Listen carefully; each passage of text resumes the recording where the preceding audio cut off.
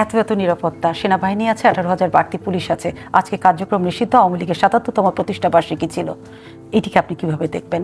তারা কোথায় ছিল, কিভাবে ছিল? দেখেন, গতকালকে আমাদের স্বরাষ্ট্রমন্ত্রী সাংবাদিকদের সঙ্গে কথা প্রসঙ্গে এক জায়গায় বলেছেন যে আওয়ামী লীগ বলতে কোনো সংগঠন নাই। এটা বিভিন্ন রকম অর্থ। আপনি যদি একদম শাব্দিক অর্থ নেন তাহলে উনি আওয়ামী লীগের অস্তিত্বকে অস্বীকার করছেন। আবার যদি ওইভাবে বলেন যে না, আওয়ামী লীগ আছে, কিন্তু আওয়ামী লীগের আগে আরেকটা অ্যাডজেক্টিভ যোগ করতে হবে যে কার্যক্রম স্থগিত আওয়ামী লীগ আছে, আওয়ামী লীগ নাই, কার্যক্রম স্থগিত আওয়ামী লীগ আছে, এভাবে যদি বলেন তাহলে হয়তো একভাবে কথাটা ঠিকই আছে। এটা হয় কি জানেন, আমার ছোটবেলার ঘটনা বলি একটা। তো ছোটবেলায় আমাকে শেখানো হয়েছিল যে ভূত বলতে কিছু নাই। আমি শিখছিলাম, এটা প্রায় মুখস্থর মতো করে ফেলেছিলাম যে ভূত বলতে কিছু নাই। তো গ্রামের বাড়িতে গেছি, যাওয়ার পর রাতের বেলা বাথরুম চাপছে, তা আমাকে বলছে তুমি যাও। তো আমি অন্ধকারের মধ্যে একা একা যাবো, ওই যাও, সমস্যাটা কি? তখন আমার যে ইমিডিয়েট বড় ভাইয়া ছিলেন, মারা গেছেন, উনি বলতেছেন যে তোর ভয় কি, ভূত বলতে কিছু নাই? তাই আমি তো বীর মানুষ, বলতাম হ্যাঁ আসলে তো ভূত বলতে কিছু নাই। তো বীরত্ব দেখাই কিন্তু গেছি, অর্ধেক শেষ করতে পারি নাই। তার আগে উঠে চলে আসছি, ভূতের ভয়ে এর মধ্যে কাপড় চোপড়ও কিন্তু নষ্ট হয়ে গেছে। তো ভূত বলতে আসলে কিছু নাই, কিন্তু ভূতের ভয়টা আছে। সেই ভূতটাকে আর ভয়টা পাচ্ছে কারা? আওয়ামী লীগ বলতে কিছু নাই আসলে। তো এখন যে আওয়ামী লীগ নাই তার ভয়ে আপনি 6টা জেলায় আর্মি নামাই দিচ্ছেন, 6টা জেলায় আপনি আর্মি নামাইছেন। একটা গণতান্ত্রিক গভর্নমেন্ট, কথাটা সিরিয়াসলি নেন আপনি। একটা গণতান্ত্রিক গভর্নমেন্টের সবচেয়ে বড় অপমান হলো যখন তারা সেনাবাহিনীকে মাঠে নামাই দেয়। কখন নামায়? যখন নাকি গণতন্ত্র, মাত্র ইলেক্টেড গভর্নমেন্ট, জনগণের ভোটে তারা নির্বাচিত হয়েছেন, জনগণের উপর ভরসা করতে পারছেন না, এখন ওনাকে আর্মি নামাতে হচ্ছে। কিসের ভয়ে? যে সংগঠন নাই সেই সংগঠনের ভয়ে। এর চেয়ে লজ্জারা কিছু থাকতে পারে না। সেটা আমার দেখেন হয়েছে কোথায়? 6 জেলায় না আর্মি নামাইছেন, বাকি জেলায় তো নামান নাই আপনারা। কি হয়েছে মাঝখান থেকে? আকাম কি হয়েছে? আকাম করতে হলো জামাত শিবির, তারা সাংবাদিক পিটাইছে। 32 নম্বরে আজকে সাংবাদিক গায়ে হাত তোলা হয়েছে। যেখানে নাকি আমাদের প্রাইম মিনিস্টার বলতেছে, প্রাইম মিনিস্টার নিজে তার পেজে তাকে নিয়ে করা একটা কার্টুন উনি নিজে আপ করেছেন, শেয়ার দিচ্ছেন। হ্যাঁ, শেয়ার করে বলতেছেন যে এই ধরনের কার্টুন আমি মিস করি। এর অর্থটা কি? এর অর্থ হলো উনি ক্রিটিসিজমকে ইনভাইট করতেছেন যে আমাদের যদি কোনো কিছু আপনার কাছে খারাপ লাগে, সেটা খারাপ হতেও পারে, নাও হতে পারে, কিন্তু আপনি একজন মিডিয়া পার্সন, আপনার কাছে খারাপ লাগছে অথবা আপনি এটা ব্যাখ্যাটা পান নাই, সেই বিবেচনায় আপনি আমার সমালোচনা করেন। উনি এটা ইনভাইট করতেছেন। সেই গভর্নমেন্টের আমলে আমরা দেখলাম কি সরকারি দল, ওনার এক প্রতিমন্ত্রী, ওনার আমলে প্রথম 6 জন মিডিয়া কর্মীর উপর মামলা করা হলো, একজনকে গ্রেফতার করা হলো। আর ওনাদের আমলে বিরোধী দল এত আর গ্রেফতারের দায়িত্বে যায়, ওই ঝামেলায় যায় নাই, নগদ পিটাই দিছে, নগদে পিটাই দিছে। 10 জনকে তারা পিটাইছে। পিটাই নিয়ে এখন বলতেছে আমরা একটা ইনকোয়ারি কমিটি করবো। সাংবাদিকরা খুশি শেষে, আমাদের ঈদের আনন্দ যে আমাদের পিটাইছে, তারা আগে তদন্ত করবে, তাহলে আমার আর কোনো ব্যাখ্যা কিছু লাগবে না। তো এই হইতেছে বর্তমানের অবস্থা। তো আমি বলি, এই কথাটা বললাম কেন সেটা আমি বলি, যে দেশের গণমাধ্যম আতঙ্কে থাকে সেই দেশে আর যাই হোক গণতন্ত্র বিকশিত হতে পারে না। আপনার কাছে যে একটি গণতান্ত্রিক দেশে সেখানে একটি রাজনৈতিক দলের কার্যক্রম নিষিদ্ধ থাকা কিংবা একটি রাজনৈতিক দলকে নিষিদ্ধ করে দেওয়া, সেই জায়গাটি কতটা গণতন্ত্রের জন্য শোভন, মঙ্গলজনক, এই প্রশ্নটি আপনি রাখছি এই কারণে আজকে মাননীয় প্রধানমন্ত্রীর তথ্য উপদেষ্টা কি বলেছে আপনি সেটা জানেন। বলে আওয়ামী লীগ নিষিদ্ধ হয়নি, কার্যক্রম নিষিদ্ধ হবে কিনা সেটা ট্রাইব্যুনালের বিষয়, আদালতের বিষয়, কিন্তু কার্যক্রম নিষিদ্ধ আছে এবং একটি পক্ষ চাইছে আওয়ামী লীগ দল হিসাবেও নিষিদ্ধ হোক। জি ঠিক, আমি ওনার বক্তব্যটা দেখেছি, আমার বক্তব্যটা দেখে আমার ভালো লেগেছে। মানে ওনাকে তো আমরা চিনি, উনি আগে এই ধরনের ভাবতেন না, ইদানিং ভাবছেন। এবং আগে ওনার সঙ্গে বহু টকশোতে আমি বসেছি, আমার সঙ্গে অন্তর্বর্তীকালীন সরকারের সময় ওনার সঙ্গে এটা নিয়ে রীতিমতো বাহাসের মতো হয়েছে। উনি মনে করতেন যে আওয়ামী লীগ কোনো পলিটিক্যাল পার্টি না, উনি স্পষ্ট ভাষায় এটা বলেছেন। কিন্তু এখন উনি বলছেন যে আওয়ামী লীগ একটা পলিটিক্যাল পার্টি, এবং উনি বলছেন এটা আদালত নির্ধারণ করবে।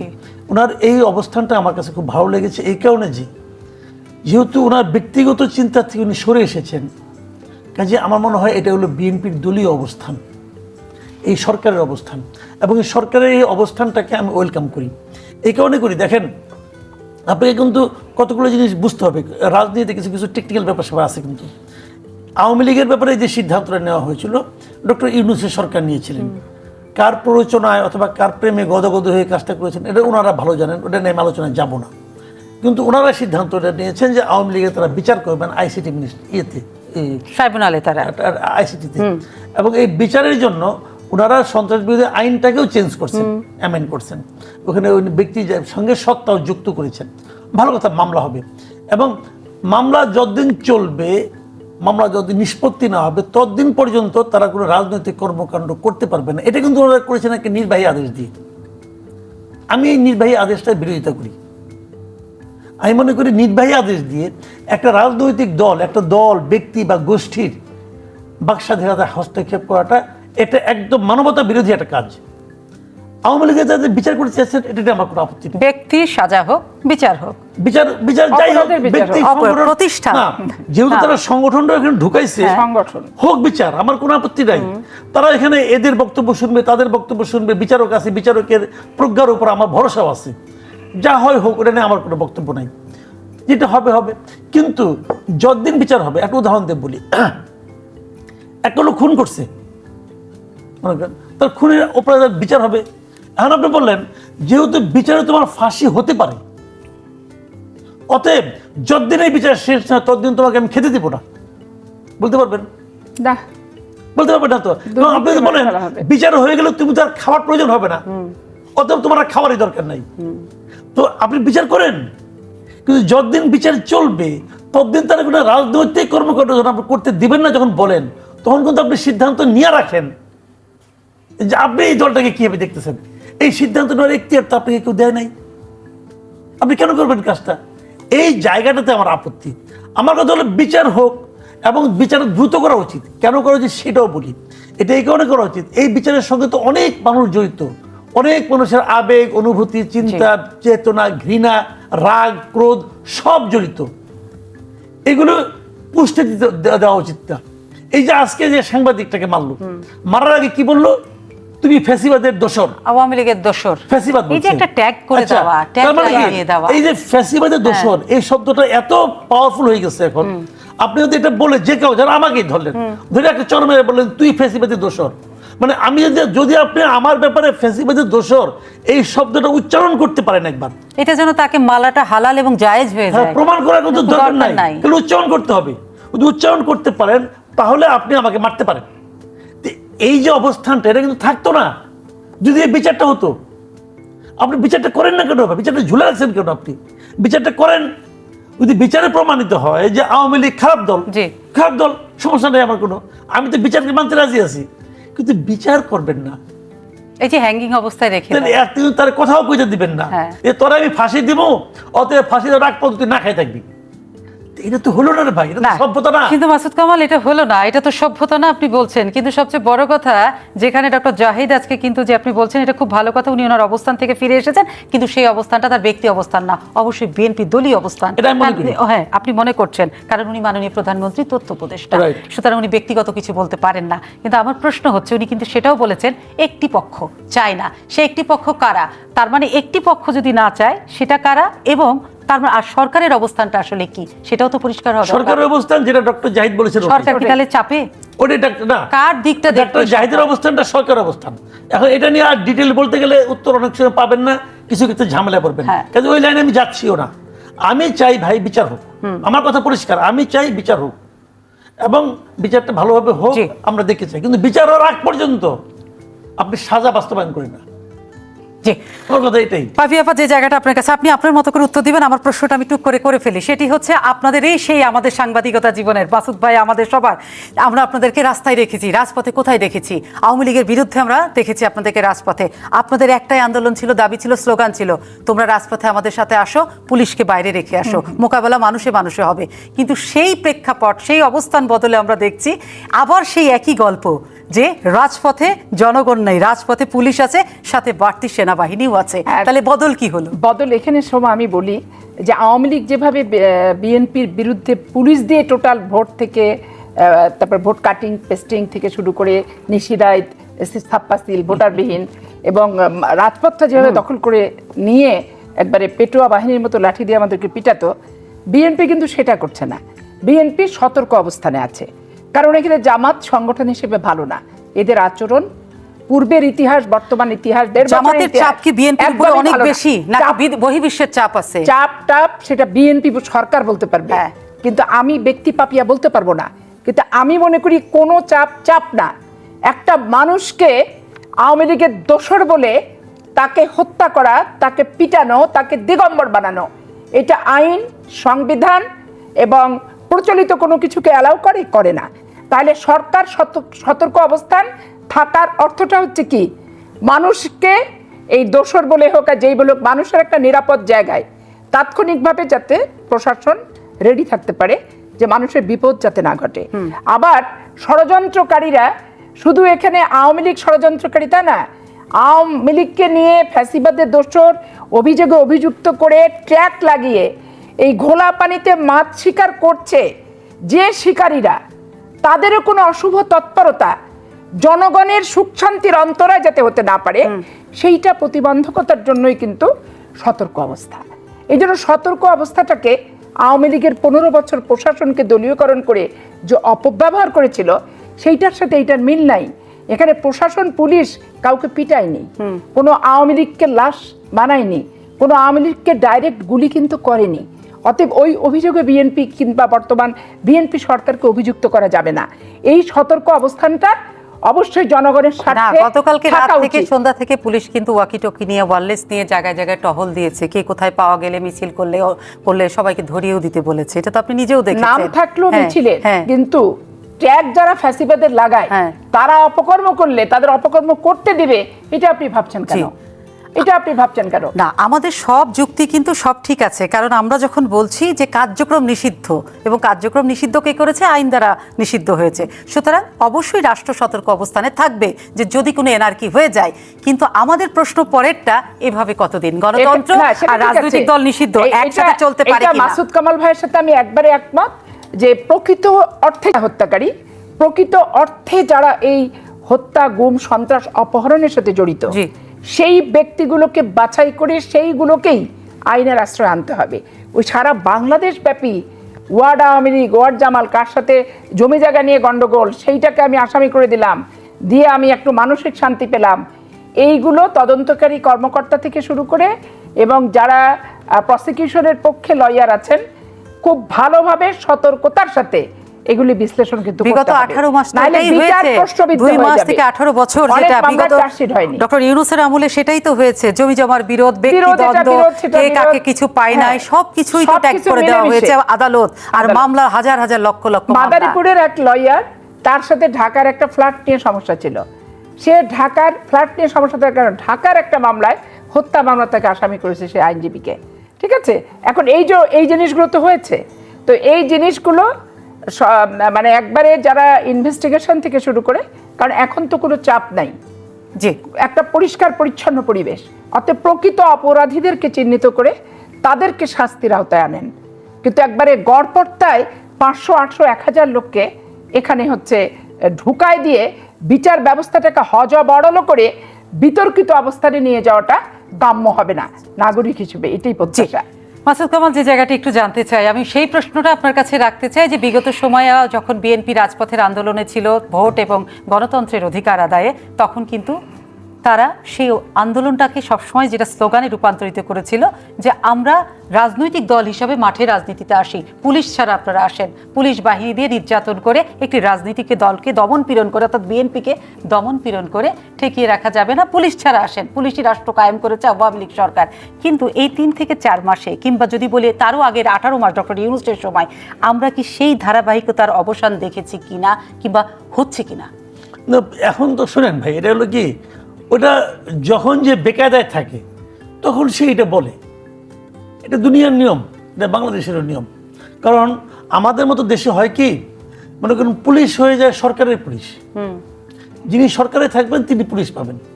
পুলিশ যে সরকারি যে মন্ত্রীরা যখন কোথাও যায় তার আগে পাশে পুলিশ যায় না? জি, যায় তো। ইলেকশন আগে গেছে, প্রোটোকল, ইলেকশন আগে গেছে, জি, ইলেকশন আগে ইউনিসের পিছনে গেছে, হ্যাঁ, ডক্টর আসিফ নজরুলের পিছনে গেছে। এখন আসিফ নজরুল পুলিশ পায়? পায় না তো ভাই। তো এখন যখন আসিফ নজরুল যখন আমার পেছনে পুলিশ থাকবে তখন কি আমি পুলিশের ইটা বাহাদুরিটা দেখাবো না? দেখাবো। আর যখন আমার পেছনে না থাকবে তখন আমি কি হতাশা ব্যক্ত করবো না? করবো। এটা তো নিয়ম ভাই, এটা তো হচ্ছে। এখন আগে বিএনপি বলছে, এখন আওয়ামী লীগ বলে, হ্যাঁ, এখন আওয়ামী লীগ বলে। আবার যখন অন্য কেউ ক্ষমতা আসবো তখন অন্যরা বলবো যদি পুলিশ ছাড়া আসেন কেমন পারেন দেখি। তো পুলিশ ছাড়া আসতে বলে কেউ আসে না। আওয়ামী লীগ পুলিশ ছাড়া আসছিল। বিএনপি বলতে পুলিশ ছাড়া আচ্ছা, আপনি আছে, আমাকে বলেন, এবার তো পুলিশ, আওয়ামী লীগ- সেনাবাহিনী সব আছে। আওয়ামী লীগ কি গত 15 বছর বিএনপি কে মোকাবিলা করার জন্য পুলিশ ছাড়া আসছিল? প্রশ্নই আসে না। কর্মী তো আসেনি, পুলিশ আর প্রশ্নই আসে না। মিডিয়া র্যাব দিয়ে তো করছে। সবসময় তো আইন আসে নাই। শৃঙ্খলা দিয়ে কর্ডন করা আচ্ছা, থাকে। বরঞ্চ তারা কি করছে? হ্যাঁ। তারা তো নির্বাচন করছে, জনগণের সামনে গেছে, তখন তারা জনগণও দরকার নাই। না, প্রশাসনই সিল মারছে। আমার পাবো, আমার আছে। এখন আপনি কোন দিকে যাবেন এটা আপনার ব্যাপার। শুনেন, আমি আপনাকে বটম লাইনটা বলি। আওয়ামী লীগ, আমি হাইপোথেটিক্যালি না, বাস্তবতাই আওয়ামী লীগ শেষের যে মানে 2014 পর থেকে আওয়ামী লীগের যে শাসন বাংলাদেশে চলছে, এটা ভয়ঙ্কর শাসন চলছে, ভয়ঙ্করতম বলবো। এত খারাপ শাসন আমাদের এখানে কখনোই আসে নাই। ওনারা চালিয়েছেন। এই চালানোর কারণে মানুষ তাদের উপর আনহ্যাপি হয়েছে এবং ওনাদের যে বিদায় নিতে হয়েছে এই জনগণের রোষের কারণে বিদায় নিতে হয়েছে। এর মাঝখানে আপনি অনেক কিছু পাবেন, ষড়যন্ত্র তত্ত্ব পাবেন, আমেরিকার তত্ত্ব পাবেন, জামাত শিবিরের তত্ত্ব, অনেক তত্ত্ব আছে, কিন্তু তত্ত্বের কোনো শেষ নাই। এনসিপি বলবো আমরাই ফেলাই দিছি, অনেক কিছু আছে। ডিপ স্টেট আছে। ভাই, মূল ঘটনা ঘটছে জনগণের কারণে। জনগণ আপনার উপর আনহ্যাপি ছিল, that was the main fact. আচ্ছা, এখন কোশ্চেনটা হলো, এই জনগণ আপনাকে কিন্তু বসাইছে ক্ষমতায়। আবার বিএনপি যে ক্ষমতায় বসছে তারা কিন্তু জনগণই বসাইছে, কোন ডিপ স্টেট তো তারা বসায় নাই, ভোটের মাধ্যমে এসেছে। জনগণ বসাইছে। হ্যাঁ। এই জনগণ আপনার সঙ্গে ততক্ষণ পর্যন্ত থাকবে যতক্ষণ পর্যন্ত তার প্রত্যাশা আপনি মেটাতে পারবেন। না মেটাতে পারলে তোমার বাইরে কে আছে পরে দেখবে, আগে তুমি সরো। This is the psychology. Awami লীগকে যখন সরাইছে মানে 24-এ, তখন কি জনগণ জানতো আওয়ামী লীগকে সরাই তারা কাকে আনবে? না, জানতো না। কে আসবে? যদি জানতো তাহলে তো ওই 3 দিন গভর্নমেন্টবিহীন থাকতো না, 5 থেকে 8 পর্যন্ত। পাবলিক জানতো না, যারে এনে বসাইছে ওইটাই খুশি, মেনে নিছে। ওটাই খুশি, ওটা তো গেছে। মানুষের কিন্তু কে আসবে এটা নিয়ে টেনশন ছিল না, মানুষের টেনশন ছিল যাবে কাকে কিনা। সরাতে হবে। হ্যাঁ, তো এখন এই বিএনপিকে মানুষ মাথায় করে রাখবে যদি বিএনপি জনগণের প্রত্যাশাটা মেটাতে পারে। আর যখনই মেটাতে না পারবে তখনই কিন্তু অতীতের সঙ্গে তুলনা করবে যে আওয়ামী লীগ চুরি করছে, তারপরেও তো মেট্রোটা করছে। আওয়ামী লীগ চোর ছিল কিন্তু পদ্মা সেতু তো বানাইছে, তো তুমি তো কিছু বানাইতেও পারো না। ভাই দেখেন না কটা দিন, এই জিনিসটা যদি সরকার খেয়াল না করে তো সরকার ধরা খাবেন। তখন দেখবেন সরকারের ছোটখাটো সমস্যাও বিরাট সমস্যা। আর যদি সরকার ভালো কাজ করতে পারে বড় বড় সমস্যা কোনো সমস্যা না, যেটা এখন মানুষ বলা শুরু করবে। কিন্তু জি, আমরা একটু ভূ রাজনীতি নিয়ে কথা বলে অনুষ্ঠান শেষ করতে হবে। আমি জানি আপনাকে যেতে হবে, আপনার ব্যস্ত শিডিউল আছে, কিন্তু সে জায়গায় আমি বলবো মাননীয় প্রধানমন্ত্রী চীনে আছেন, মালয়েশিয়া সফর শেষ করে চীনে গেছেন। এই যে ভূ রাজনীতির ভূগোল আমাদেরকে ভোগাবে নাকি আমাদের ভাগ্যের উন্নয়ন করবে? দেখেন, এটা ভোগাবে কি ভাগ্য উন্নয়ন করবে এটা আমি বলতে পারবো না, এটা তো জ্যোতিষ তারা বলতে চীন পারবে চীন না। তো না, আমাদের পূর্ব অভিজ্ঞতা আছে। বাট আমি কোনো শুনেন ভাই, হ্যাঁ।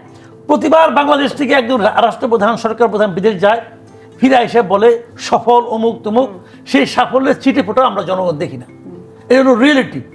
এইবার যেটা হয়েছে এটা কিন্তু আসলে যে শব্দটা আপনি উচ্চারণ করছেন ভূ রাজনীতি, this is very important term. কিন্তু উনি যেটা গিয়েছেন, আমি ওনার এই যাওয়াটাকে অত্যন্ত বুদ্ধিমত্তা সম্পন্ন পদক্ষেপ মনে করি। অনেকেই বলে যে ভারত কেন করো না, ভারত তো আমার কাছে, ভারত থেকে আমি অনেক কিছু পাবো, ভারতকে বাদ দিয়ে আমি চলতে পারবো না। এই সবগুলি কথা আমি সত্য মেনে নিয়েও বলবো ওনার এই সিদ্ধান্তটা ভালো ছিল এই কারণে রাষ্ট্রের যেটা মনে হয়েছে ভালো সেটা সেই করেছে, ভারতের সিদ্ধান্ত সঙ্গে নিয়েছে। সম্পর্ক উন্নয়ন করার জন্য এই সরকার নির্বাচনের পর প্রথম তার পররাষ্ট্রমন্ত্রীকে ভারতে পাঠাইছিল না? হ্যাঁ, পাঠিয়েছে। তো পাঠানোর আগের দিনের সঙ্গে আজকের কোনো পরিবর্তন হয়েছে রে ভাই? একই তো। তো আমি তো তোমার দিকে হাত বাড়াই দিছি, তুমি কি করছো? তুমি কিছু কও না। কাজেই তোমার কাছে আমি অনুগ্রহ চাচ্ছি না, আমি তোমার সঙ্গে বার্গেইন করতে চাচ্ছি। কিংবা সমতা চাচ্ছে, চীন চীন সমান সমান। আমি বলি চীন হ্যাঁ। সফরটা হলো সেই বার্গেইন করা। আমি চীনে আমি তুমি দিবা না, আমি আরেকজনের কাছে যাবো, আমার তো অনেক প্রতিবেশী আছে, কারণ তুমি আমার খাতির করলে না, অতএব আমি কানতে কানতে আদামরা হয়ে গেলাম। ভাই এই পলিটিক্স তো হবে না। মানে একটা অপশন না, সরকারের কাছে অনেক অপশন আছে, থাকতে অনেকগুলো হবে। উইন্ডো আছে। কারণ এই সরকার তো এই দেশের মানুষের ভাগ্য নিয়ে খেলতেছে। সব মানুষের ভাগ্য তো সরকার প্রধান তার নিজের হাতে নিয়ে রাখছে। আর উনি তো চাইলে ওনার পার্সোনাল লাইকিং ডিসলাইকিং এনে কোনো ভ্যালু করে না। তো তো এখন সরকার বার্গেন করতে গেছে। এখন যদি চীনে যায় দেখবেন ভারতের ল্যাঙ্গুয়েজ চেঞ্জ হয়ে যাবে। চীন যদি কালকে বলে তিস্তা ব্যারেজের ওখানে আমি কাজ শুরু করলাম, সেটা শুরু করুক না, দেখেন না ল্যাঙ্গুয়েজ চেঞ্জ হয়ে যাবে। বার্গেনিং সে পদ্ধতিতে গেছে না, যে তার উপায় ছিল। দেখেন সে চীন যাচ্ছে কয় মাস পরে, 4 মাস পরে। আমি তো বলবো 4 মাস আমাদের সরকার প্রধান অপেক্ষা করছে। কি রেসপন্স পাইছে? আইসা নিয়ে কয় যে 20 কোটি মানুষ, মানে এই সরি না 200 কোটি মানুষ। ভারতের কথা আপনি বলছেন? ভারতের আমাদের যে high commissioner mister Dinesh Tripathi না ত্রিবেদী, মিস্টার দীনেশ আইসাই বলতেছে সে 140 কোটি বিশেষ করে না, 200 কোটি। আচ্ছা 160 কোটি তাদের আমাদের দেশ, আর হ্যাঁ, এই ওদের, সার্কের হ্যাঁ, সবাইকে নিয়ে, সবাইকে মিলে। অথচ সার্কের আদামরা বানিয়ে রাখছে কিন্তু ওরা বলে তো লাভ নেই। অকার্যকর। এই সার্ক তো জিয়াউর রহমান ভাবছিল যে আমি না, অনুষ্ঠান সবাইকে নিয়ে করবো, তো উনি তো করেন না।